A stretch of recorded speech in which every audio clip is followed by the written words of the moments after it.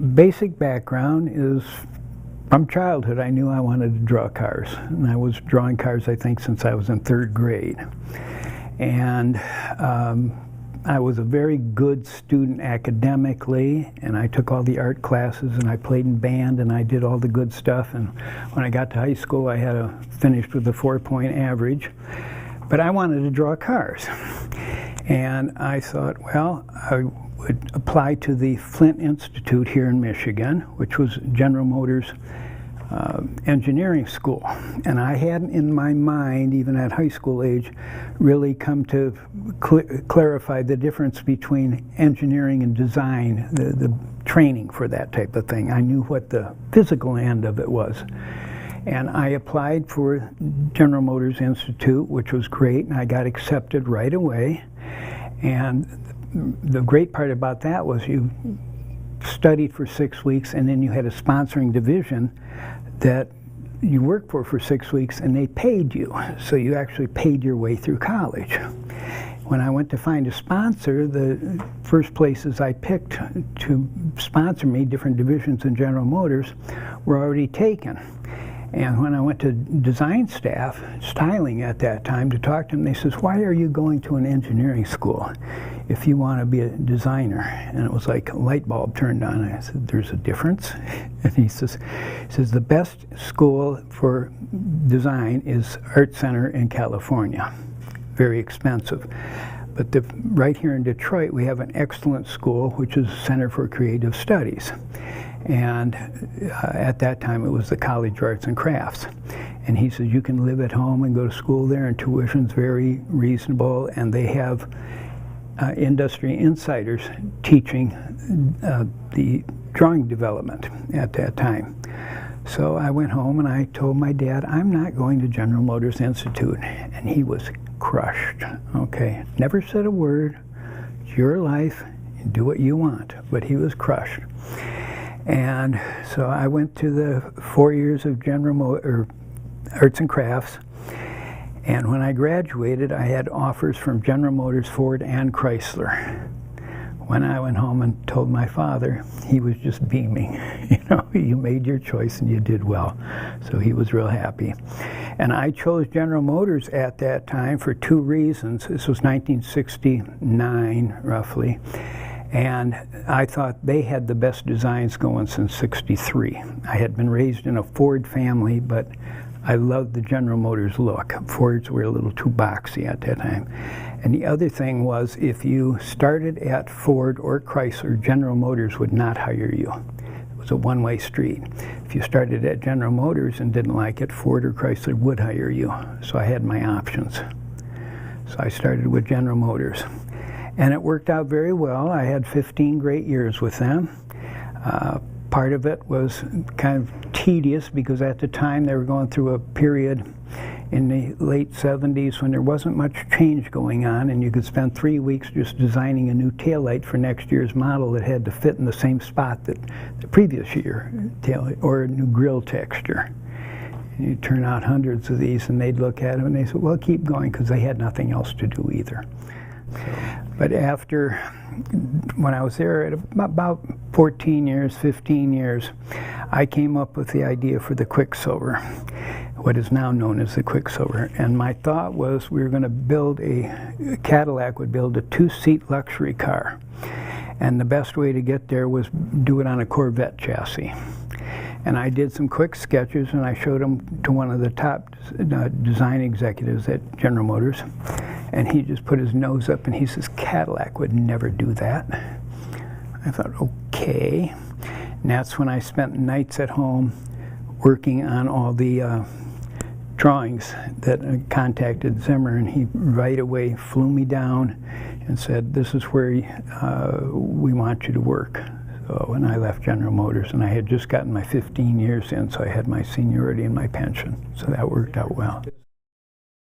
Oh, the reason I chose Zimmer, I had seen an article in Wall Street Journal about Zimmer, the specialty manufacturing company down in Florida, and what they were building, the 30s replica at that time called the Golden Spirit.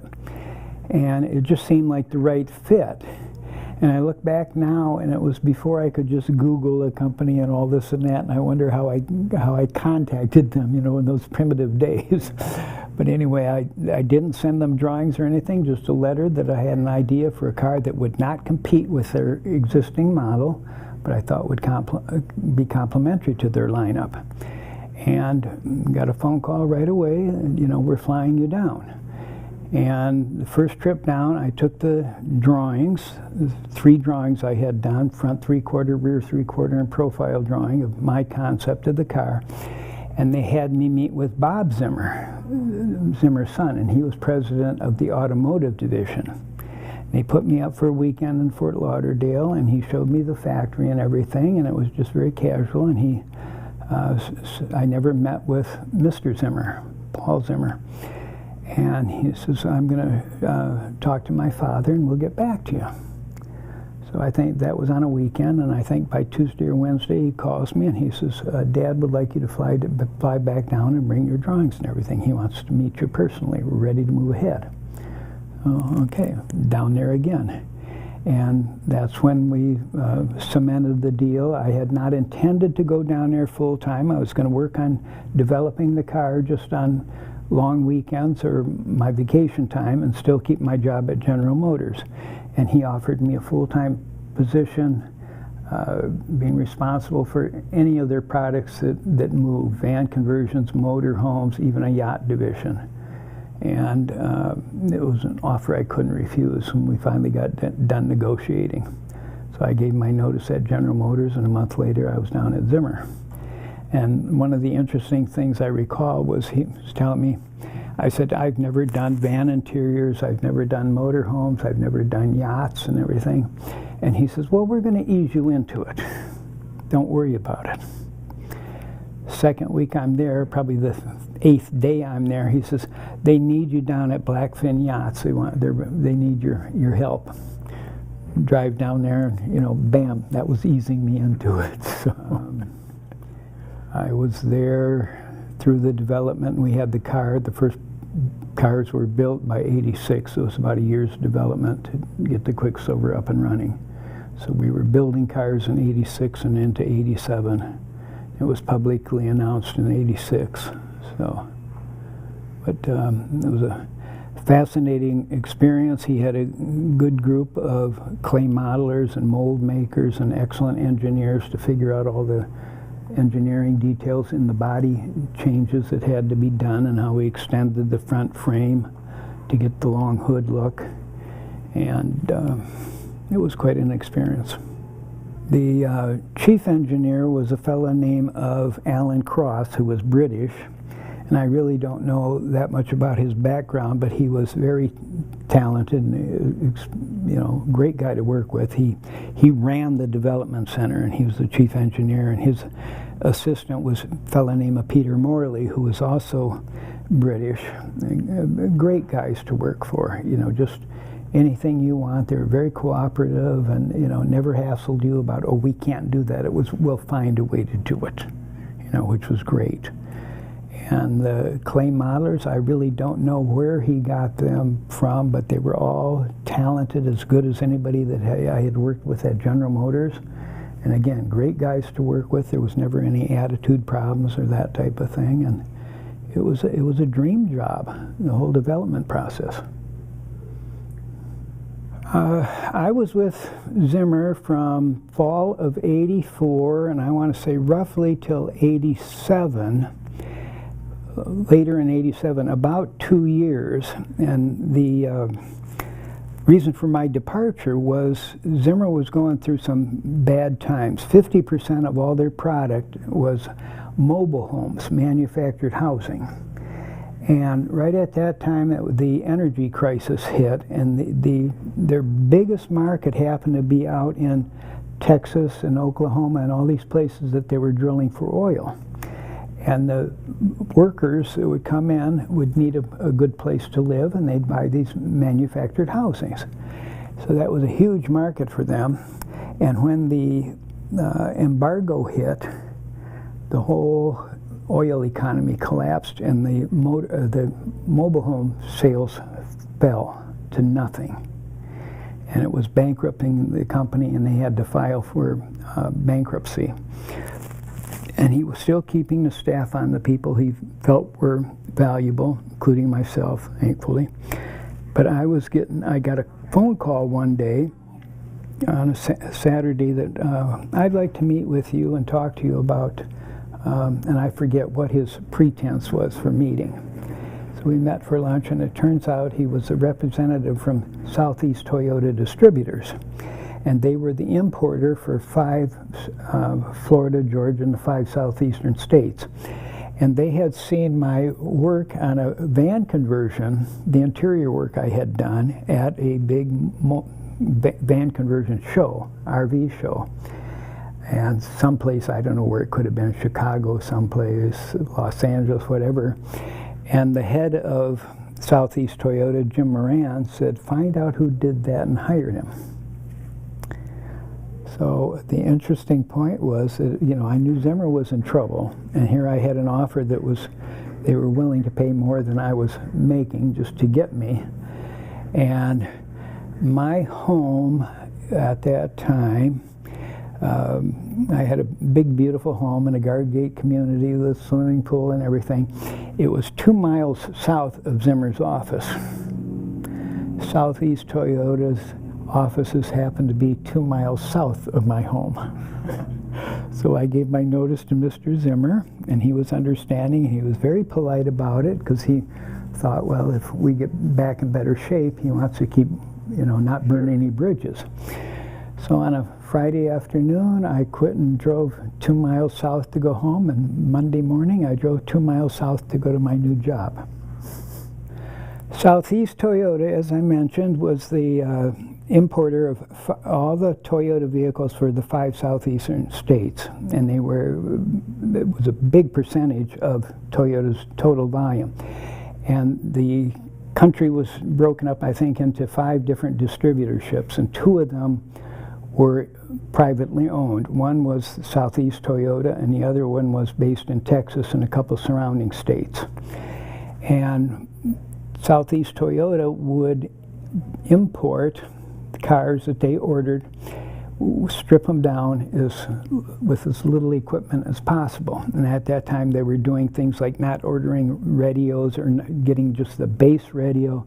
And then when it came into their facility, which was up, their port facility, which was up in Jacksonville, they would substitute and put in an AM/FM stereo radio or tape player or whatever they wanted to put in. They'd take out the cloth seat covers and put in leather seat covers. They'd add the power equipment and just load the vehicle up, order it with black walls and put white walls on it, order it with no wheel covers and put fancy wheels or wheel covers on it.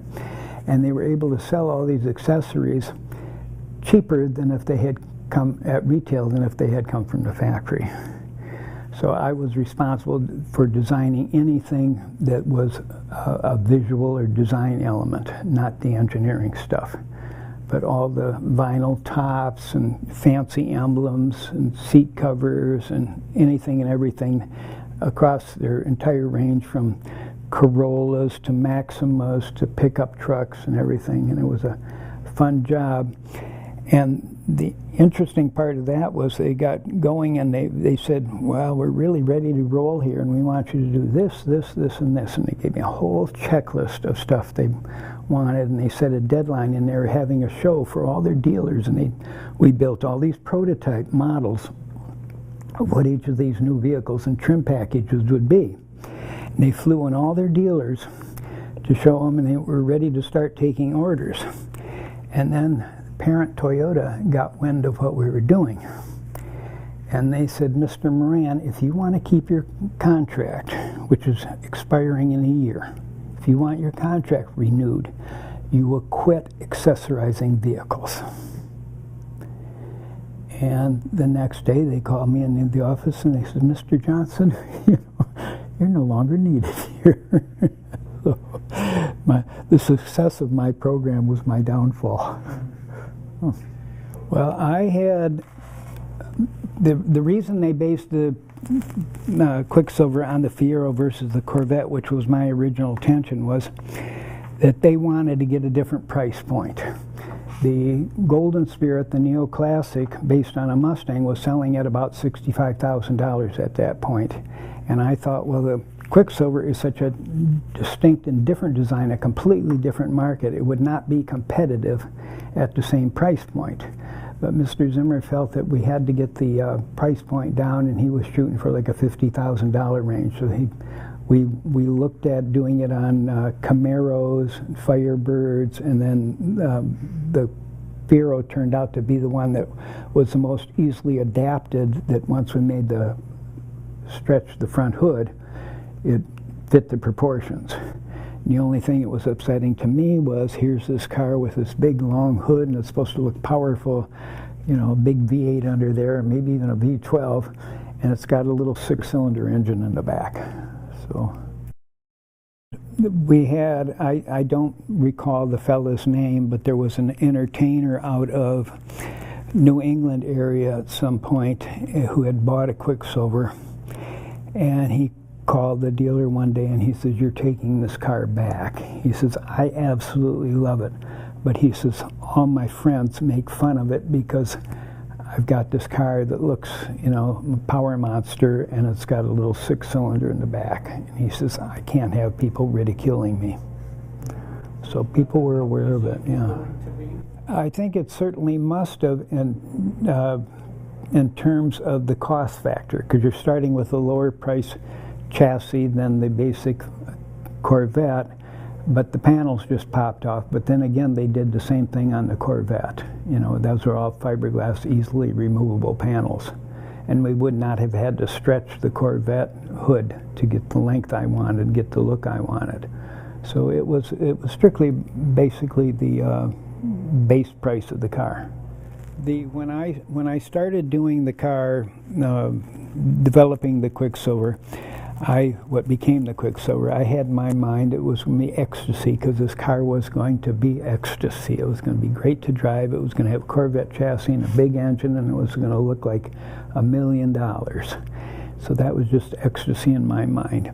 And when we got down to naming the car, Mr. Zimmer called us all in the office, and he says, "I want you to come up with ideas for the name for the car." And he had his advertising people and me in the office, and he says, "You know, take a few days and come up with names."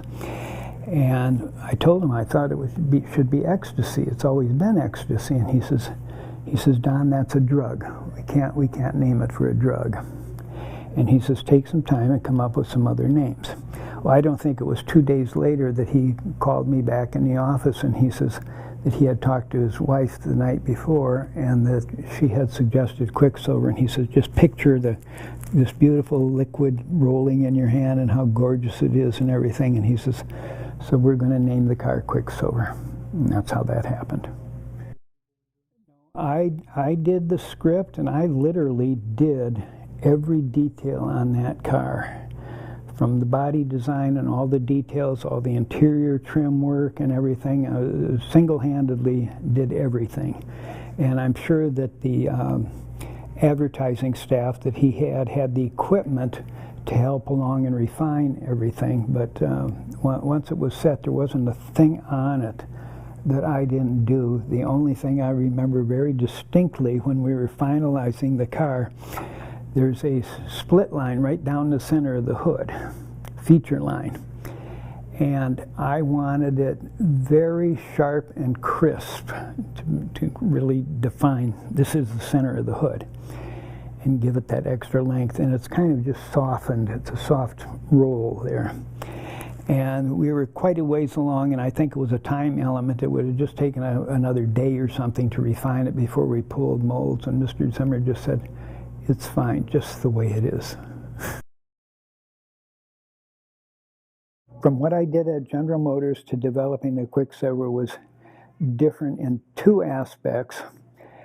Number one, as you mentioned, I was part of a team at General Motors, and I would just work on initially, if we were doing an all-new program, do concept sketches for what the basic body looked like and everything, but everybody else was working on competitive designs, this and that, and you might hit on something that somebody liked that became part of the design or set the theme, and then other guys jumped right in and did all the detail work, because for some reason it was just more overwhelming. You needed more people. There were more, I think the deadlines are quicker, and they didn't have chance for everybody to sit there and work out all the little details as an individual. So when I went to Zimmer, I was doing the entire car, but it was also a different car than what I had worked on before. Most of my experience at General Motors was on the lower end Chevrolets extensively, and then I did a couple of years in a Buick studio, but I never worked on the real luxury cars, the Cadillacs and that, so it was a completely different culture change. I would say about 9 months, yeah. And we had the first prototype done probably early '86.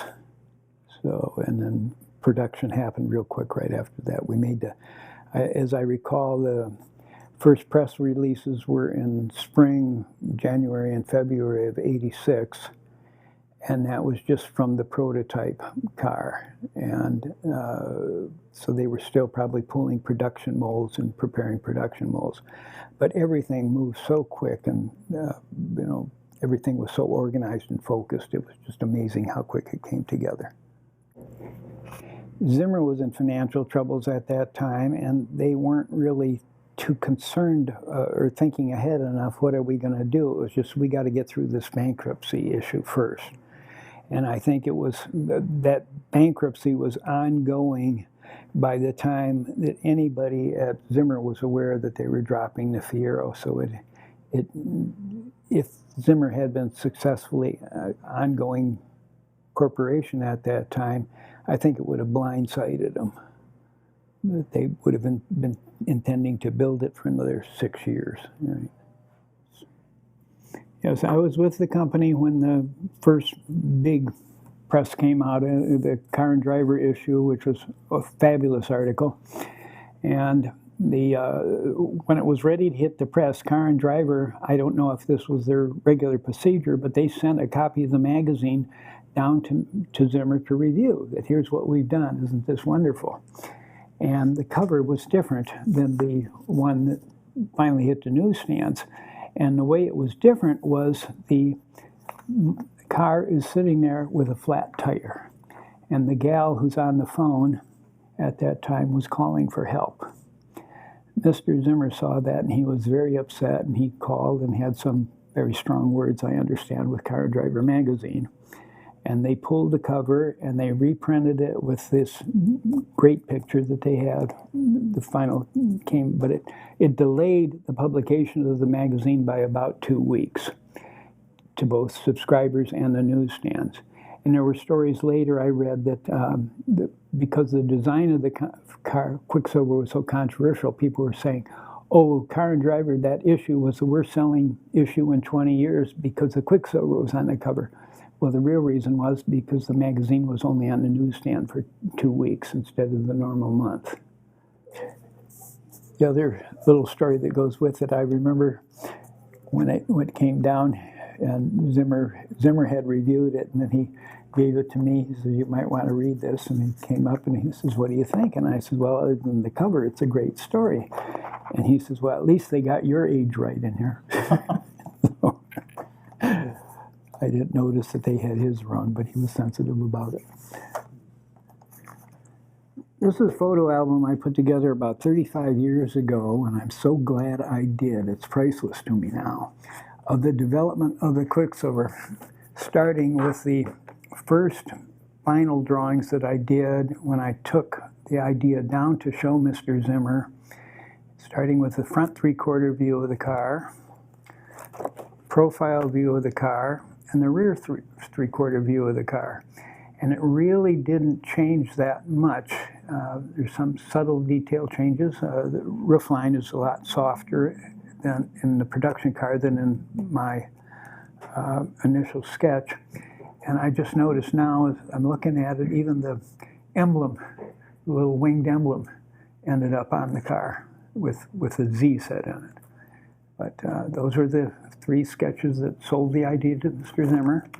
These are sketches that I did, or illustrations that I did after the car was done, just to kind of follow up on it. And convertible, which never happened. But these are photos of a 1/5 scale clay model, roughly 2.5 feet, 30 inches long, that we had done by a fellow from General Motors design staff that I knew, a clay modeler who was an excellent modeler, and he did this evenings and then shipped it down to Florida, and I still have that clay model. So, in the early shots of the development of the QuickSilver, we've got the Fiero chassis in the development studio, and we're stripping off all the different body panels and starting to build an armature to put the clay on, having extended the front hood and putting the clay on and starting to shape the final body forms. Making progress in some detail shots, and the car's pretty well complete in clay at this point, starting to carve in some of the details. And again, detail shots of it, mocking it up. And in the background here, you can see a full-size tape drawing I did that was laid out over the engineering specifications so that we knew everything was accurate and real. Here they're starting to pull fiberglass molds and start to make fiberglass pieces that one at a time would replace the clay body. So that was pulling molds and fitting in the different body panels as we go along. And just amazing how accurate and fine a work these guys did. More details and things starting to get fitted onto the car. Taking templates that make sure that the fiberglass piece that we did matched the clay work, and then fitting, here it's the door being fitted in after the clay is taken out. Again, more details. Car coming together, adding the bumpers to it. Painted the bumpers just in a primer to simulate the chrome, and the body in black. More detail shots, and taking the existing Fiero hood, cut inner panels and cutting it and extending it for the lengthened hood. So we used all their engineering.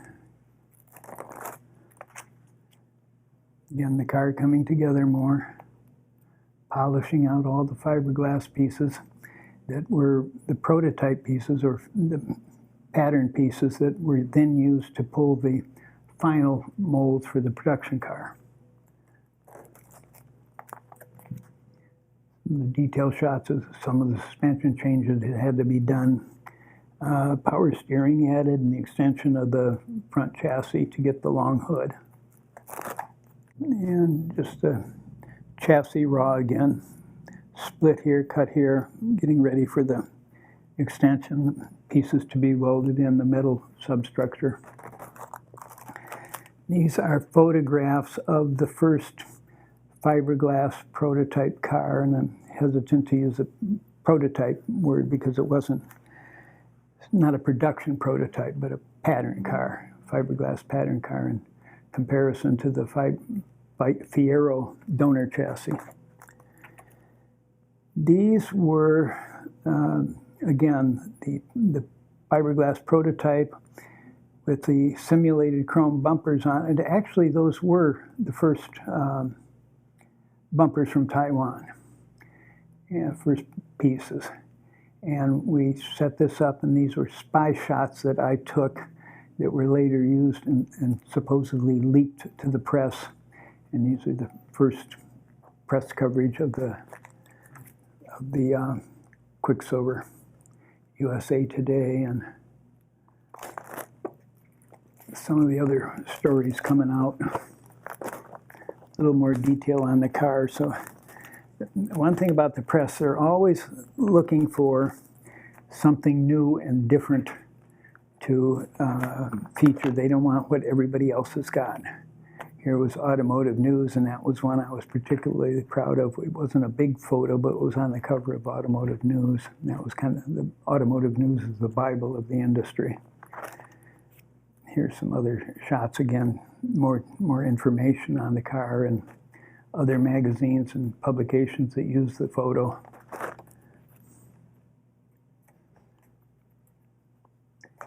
And these are the photos that show the comparison of my original artwork and concept with the final car. Front three-quarter view, profile view, and the rear three-quarter view. And then last, we're getting into some of the professional photos that were used for publication.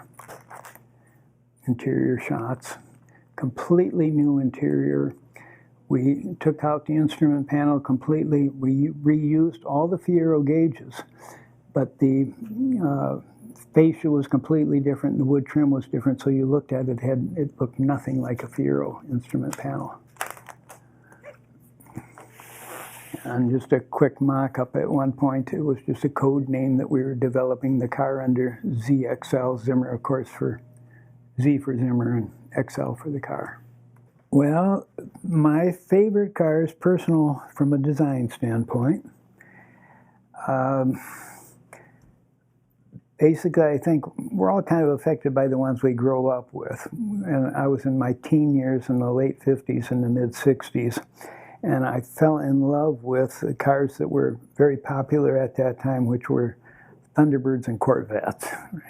So from the two-seat Thunderbirds, I loved the 57 Thunderbird.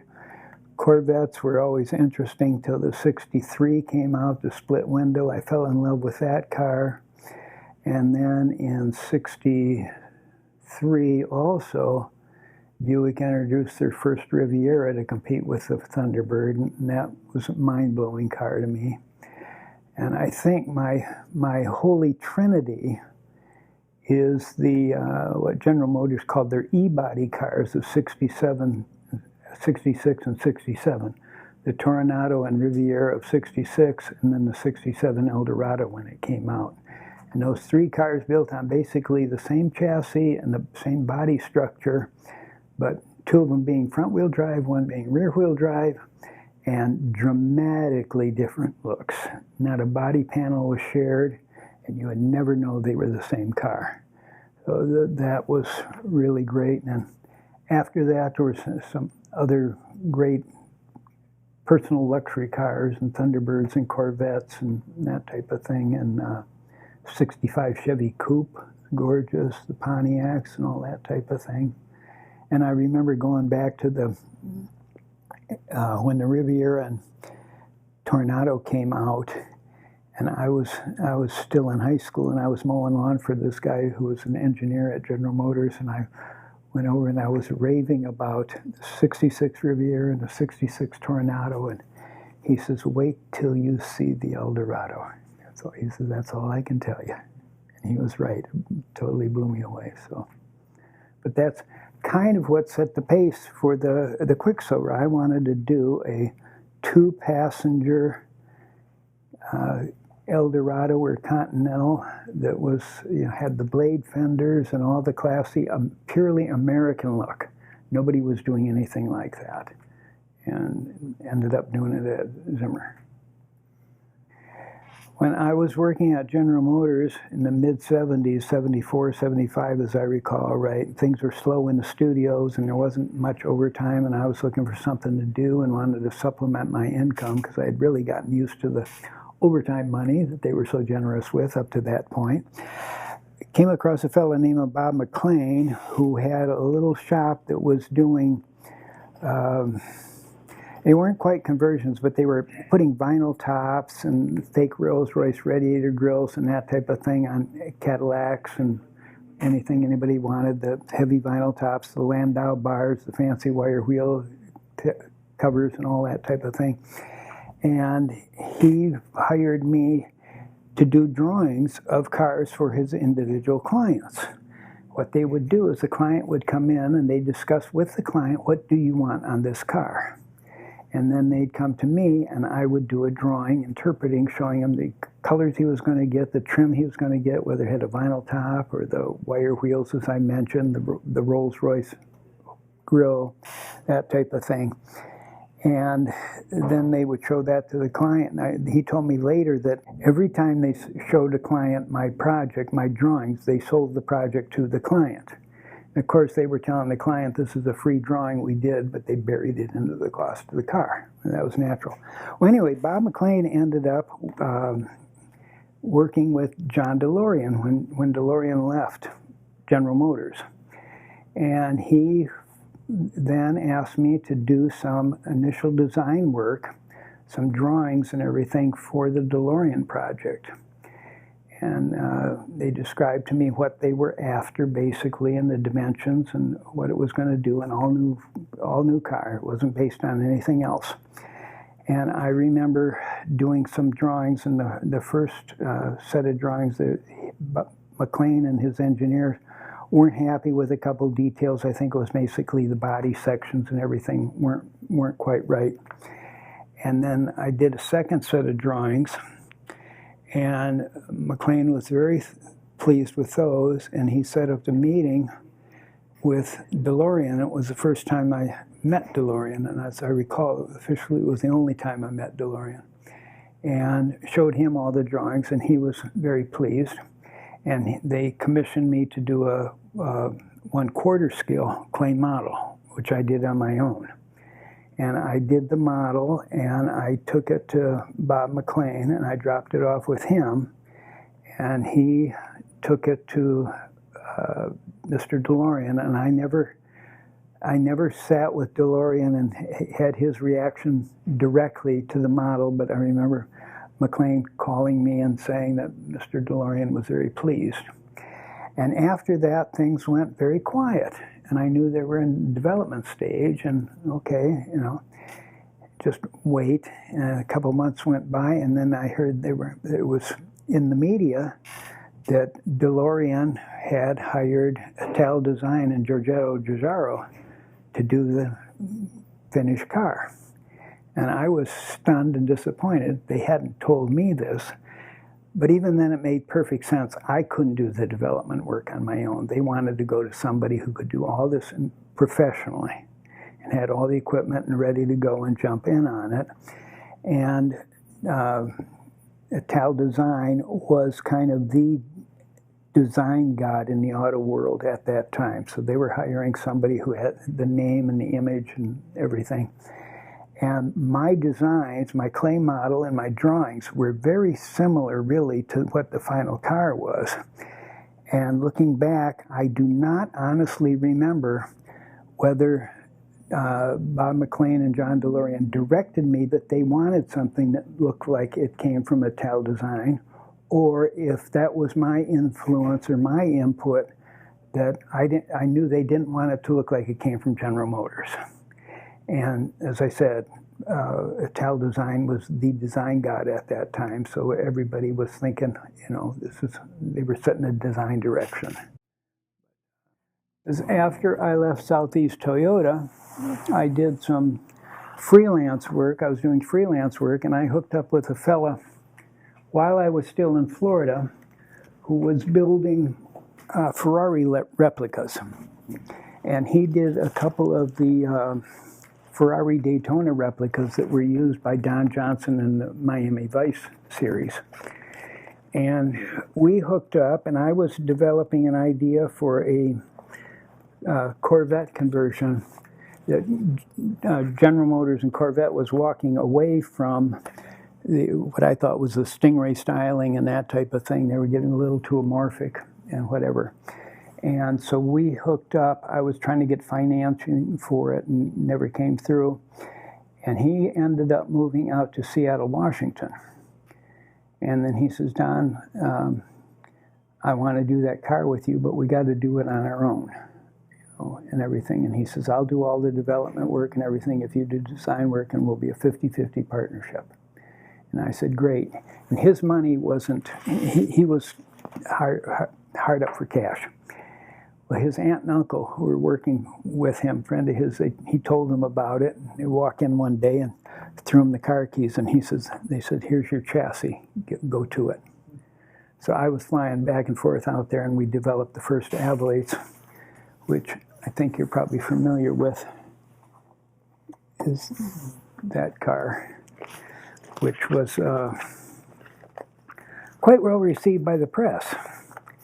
And we were doing well in sales on it until we got involved with this other fellow who, I'll be polite, and I came to think of him as a real shyster, who asked us to develop another Corvette-based car for him.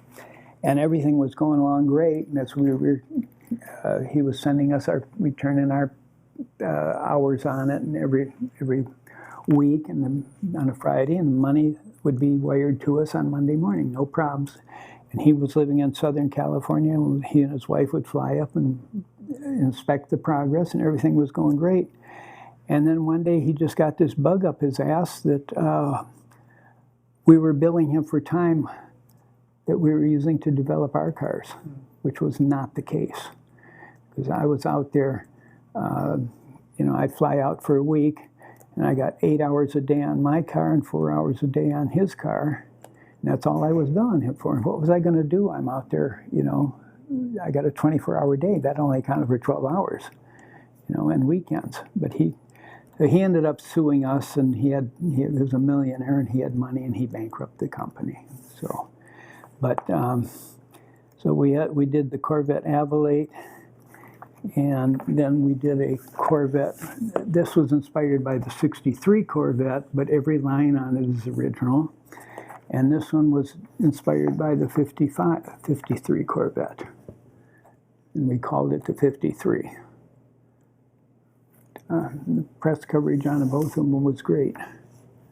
I particularly love this article, Only in America. So.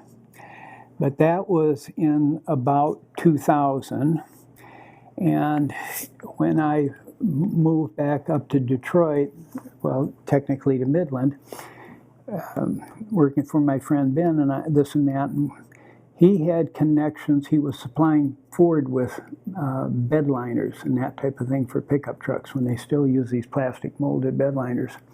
And I met with some of the people at the Ford Racing Division, and to see if there was anything I can do with them.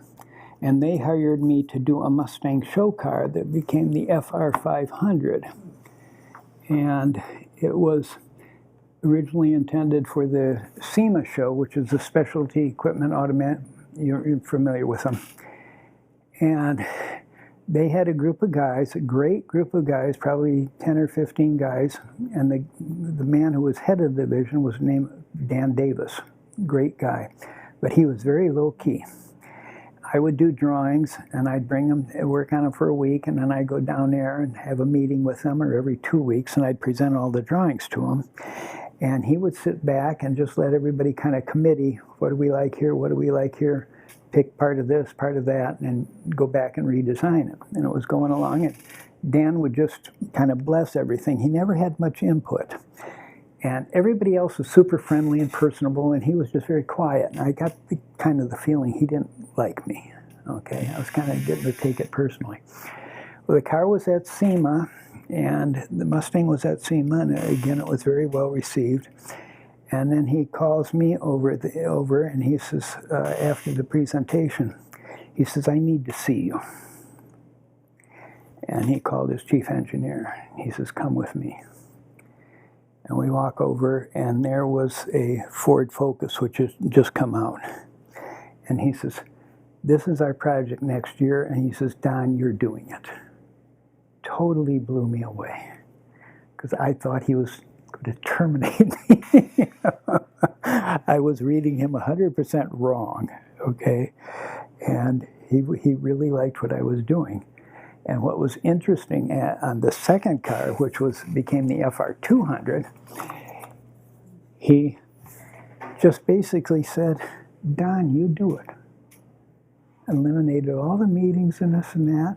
And I did my proposals. I took them in and showed the guys, and it was more of a formality. They just blessed it. Dan never said a word, just, you know, Don's in charge. He's proved himself, and he's in charge. And it was great. So, and those were, I was involved in the design and oversaw the pattern work, the development of it, all the clay work, and all the fiberglass models that was all done up in Midland at my friend Ben's shop. So we had some money coming in up there. It was a nice project. It was very lucrative. But this, when we finished the second car, the Focus, and showed that out at SEMA, Jay Mays, who was head of design staff at that time, came walking through with his staff, and he says, "Who designed that?" And, you know, they scurried around and find out who designed it, and it wasn't designed by Ford's staff. And he sent Dan Davis a message the next day: "You will not use outside designers anymore. You will use Ford people." And Dan Davis told me that, and he says, you know, this is the bad news, and he says, the good news is we're not doing any more cars if I have to work with them.